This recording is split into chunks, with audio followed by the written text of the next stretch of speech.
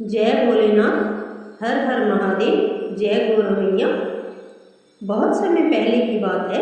एक नगर में एक गरीब ब्राह्मण अपनी पत्नी और पुत्र के साथ रहता था।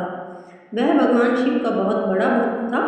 उसके पास धन संपत्ति नहीं थी, लेकिन उसके मन में भोलेनाथ के लिए अटूट श्रद्धा थी।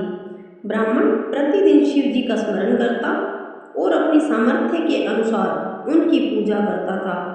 कई बार उसके घर में भोजन तक की कमी हो जाती, लेकिन उसने कभी भगवान शिव की भक्ति नहीं छोड़ी। एक दिन उसकी पत्नी ने कहा, स्वामी, हमारे जीवन में इतनी कठिनाइयां हैं, घर में धन नहीं है, भोजन की भी चिंता रहती है, क्या भगवान हमारी परेशानी नहीं देख रहे?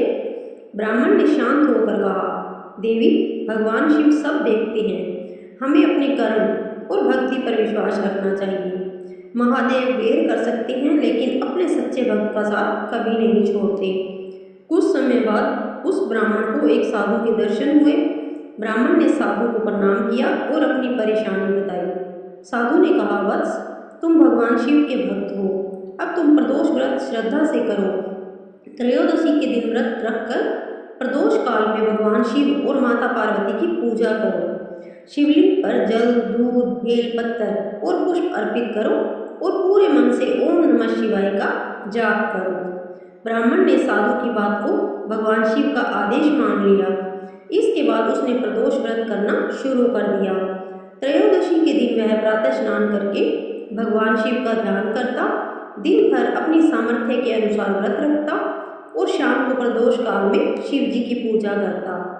वह शिवलिंग पर जल चढ़ाता, बेल पत्र अर्पित करता और हाथ जोड़कर कहता, हे भोलेनाथ, मेरे पास आपको देने के लिए कुछ नहीं है, मेरे पास केवल श्रद्धा है, प्रभु मेरी भक्ति स्वीकार कर लेना।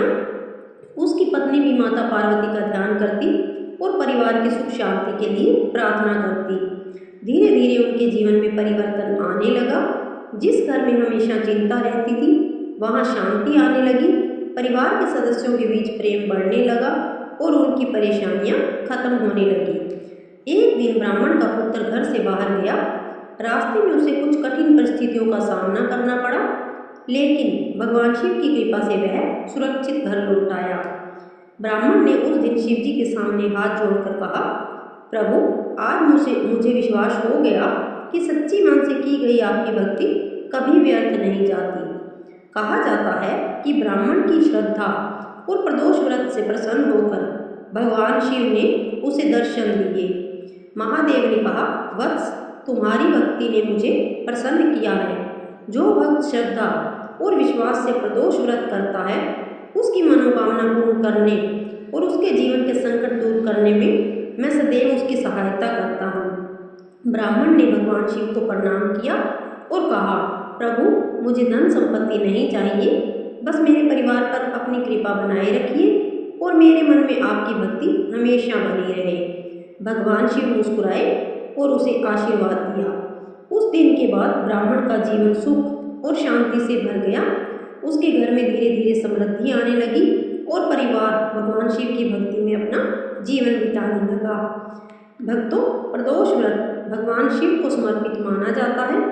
इस दिन श्रद्धालु व्रत रखते हैं और प्रदोष काल में भगवान शिव, माता पार्वती, गणेश जी, कार्तिकेय जी और नंदी महाराज की पूजा करते हैं। पूजा के समय शिवलिंग पर जल अर्पित करें। अपनी श्रद्धा के अनुसार दूध, बेल पत्र, पुष्प और फल अर्पित कर सकते हैं।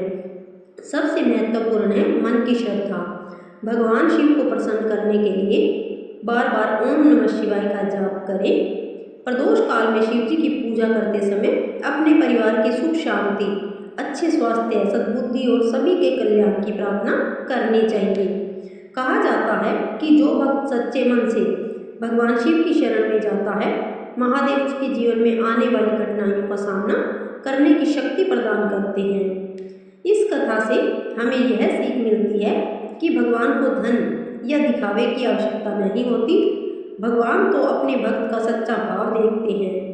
यदि हमारे मन में श्रद्धा है, विश्वास है और हम अच्छे कर्म करते हैं, तो कठिन समय में भी हमें हिम्मत नहीं हारनी चाहिए।